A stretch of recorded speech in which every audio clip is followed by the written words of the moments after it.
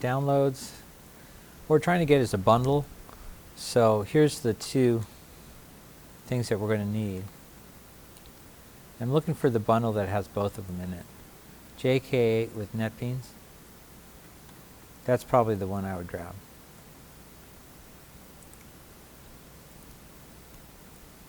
Now you want to make sure you're picking the right version.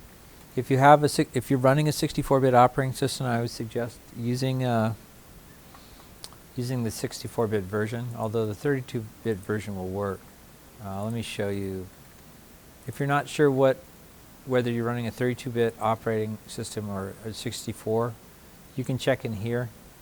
Right-click on Programs, and it'll tell you right here whether it's 64-bit or 32-bit. Since Java is so slow anyway, I would suggest doing the 64-bit. That's going to be slightly faster. The one we want then, at least for this machine, is right here.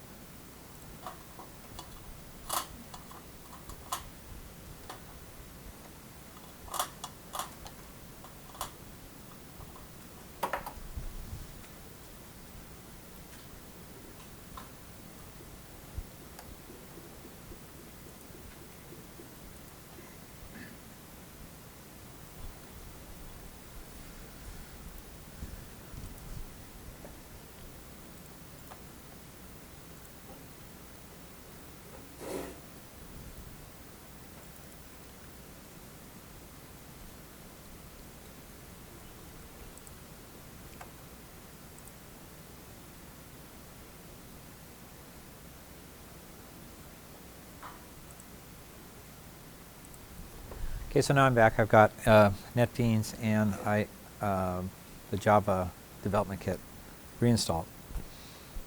Be careful when you're uninstalling. You want to uninstall Netbeans before you uninstall the libraries. Evidently, it needs the libraries to be able to uninstall.